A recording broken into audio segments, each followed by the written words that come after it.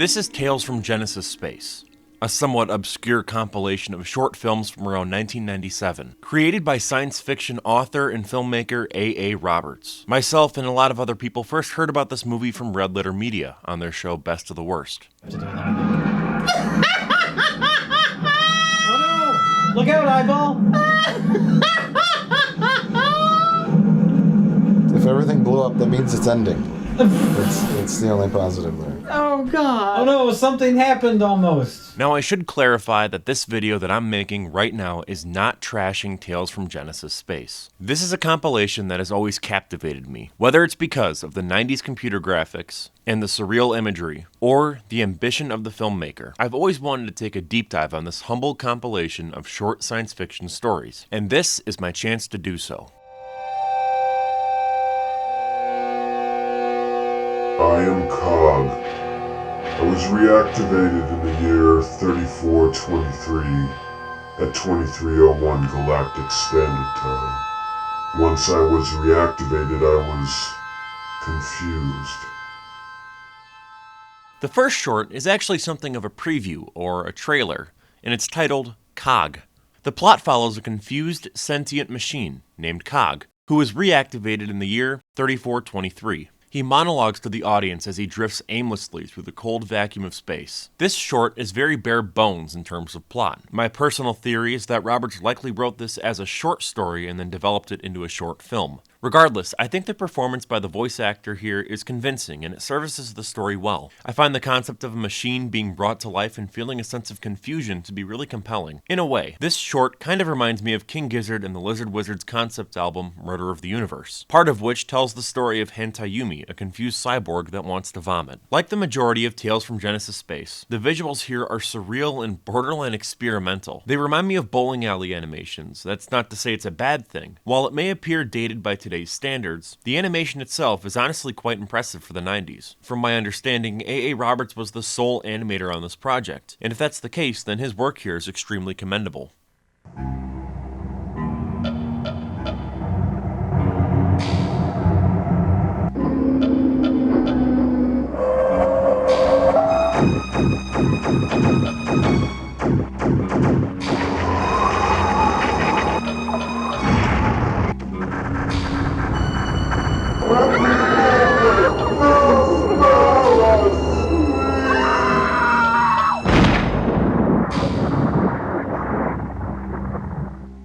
Pieces features imagery of galactic warships arriving at a planet and firing missiles onto the populace. It functions as a trailer for a graphic novel of the same name. A website is promoted at the end of the trailer. Upon entering that web address into my browser, I found a website that is peak 90s web design. After exploring for a while, I got some more insight into the creator of this compilation, A.A. Roberts. I looked at some of his sculptures and other various works. There really isn't much else to say about Pieces.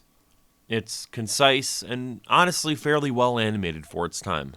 There is a place on the internet called Genesis Space. It is a universe whose boundaries are defined by limitless imagination. It exists between the electronic traffic that shuffles by daily at the speed of light. In the space are kept secrets by creatures of light and dark. Their tales are only revealed to those who dare enter this space. Some are enlightened, some are consumed, all are amazed.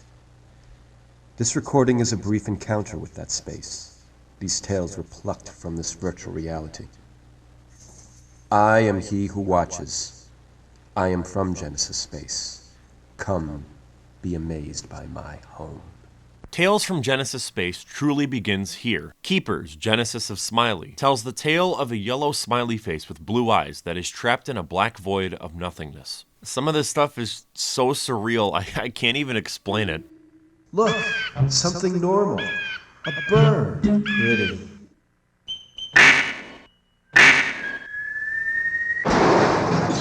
Right. So much for normal. Now what? An ear?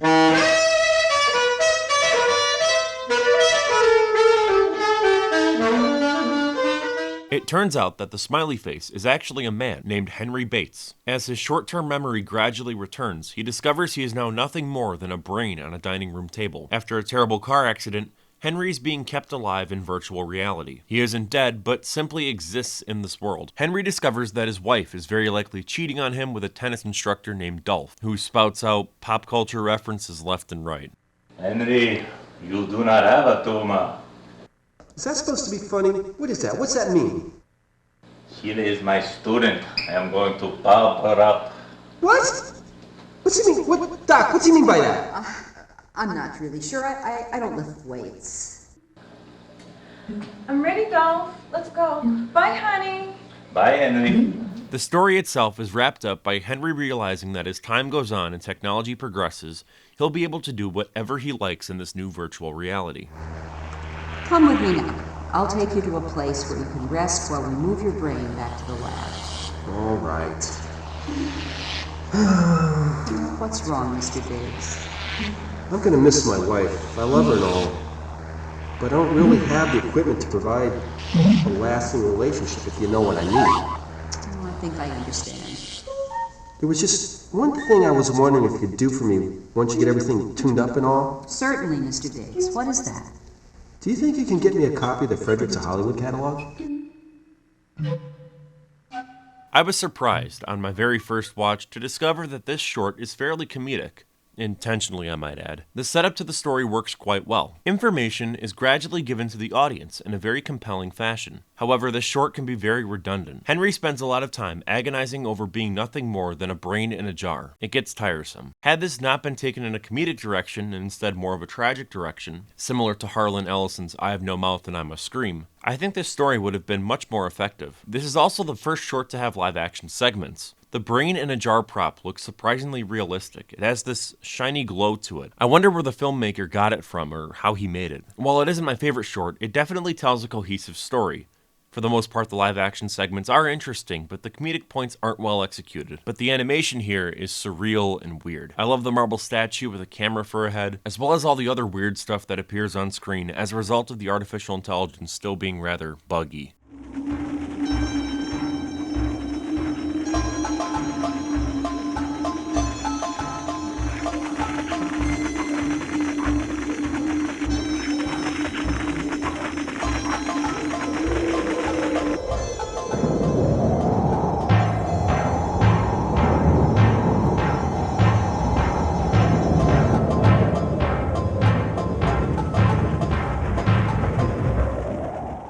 The Gatherer is my favorite short from the compilation. It's definitely the most surreal and bonkers stories out of the bunch. After some wide sweeping landscape shots, we're shown a wizard working at a cauldron. A strange eyeball with fairy wings appears out of the cauldron.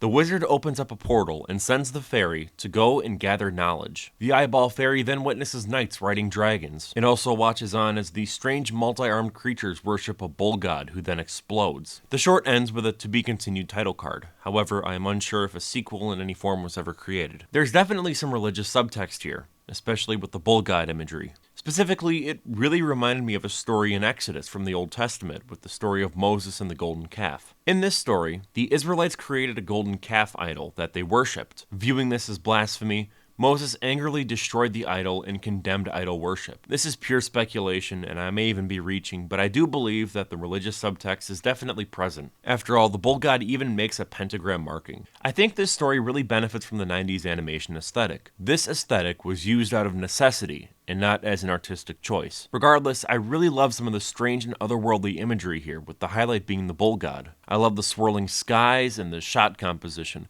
It really gives off this odd atmosphere, and it feels like it's something I shouldn't be watching. Now, I understand that this animation style may not be appealing to most people. I do admit, it looks incredibly dated. However, I get this odd sense of nostalgia watching it. It reminds me of the very first Pixar shorts, on aesthetics alone.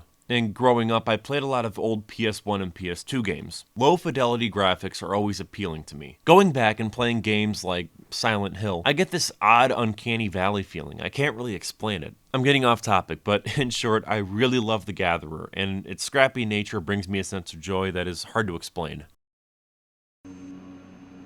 Hello, this is Captain Reginald White, reporting on day one of Project Thunderbird. I know a lot of this information is going to seem redundant, but however, since we don't know what the outcome of this experiment is going to be, I feel it is prudent to enter as much information into these logs as possible. As you can see, I did not suffer any damage as a consequence of the first shift. As you know, I was placed in cryogenic stasis so as to be protected from any deleterious effects that the shift might have induced. However, the mice that we left exposed as test subjects came through the first shift without incident. The third and final short is titled Toy Soldier. At a runtime of a little over 20 minutes, this is definitely the longest short by a wide margin. It is also my least favorite of the bunch, mostly due to the overabundance of live-action footage. In the far-off year of 2025, Captain Reginald White talks to the camera about Project Thunderbird. His monologue is overlaid with odd imagery throughout, like a car driving across the frame. His ramblings are ultimately interrupted by Dr. Adams, and we learn that Captain Reginald White is not a captain at all. We learn that a man named Reginald White was in a car accident that has put him in a coma, and his fantasy of being a soldier is a result of him attending a G.I. Joe convention prior to the crash. A simple setup and payoff. However, things get weird very quickly. If you have even the slightest familiarity with Tales from Genesis Space, then you are very likely aware of the Gremlin song, an iconic rap number performed by the Gremlins. We are the Gremlins and we're coming into your space. So we're the masses of disaster all over this place. We'll hide your money, your keys, and your wallet too. We really get a kick out of aggravating you. We're the ghost in the machine, the monkey wrench. We're the terrible twos, with a terrible stench. We always take a joke just a little too far. Loki is our god and we are his stars. We are the stars. We are the stars.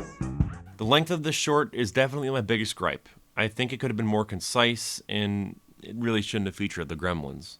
However, I think without the Gremlins, it would be a lot less memorable. A.A. Roberts is clearly trying his best at giving off a convincing performance as Captain Reginald White. Delivering these lengthy monologues with no one to bounce off of is really difficult, and I commend him for his efforts here. Really, that goes for all of Tales from Genesis Space. Again, this is a one-man production for the most part. This involves writing, animating, filming, and editing this project together. While others may be quick to mock what is clearly a passion project from a bygone era, I think it's important to take a step back and remember what he had to work with. Animation is hard nowadays. Imagine trying to animate on old 90s hardware. This project screams ambition, and I'm all for it. By far with the stars and the magic too. We really get a kick out of aggravating you.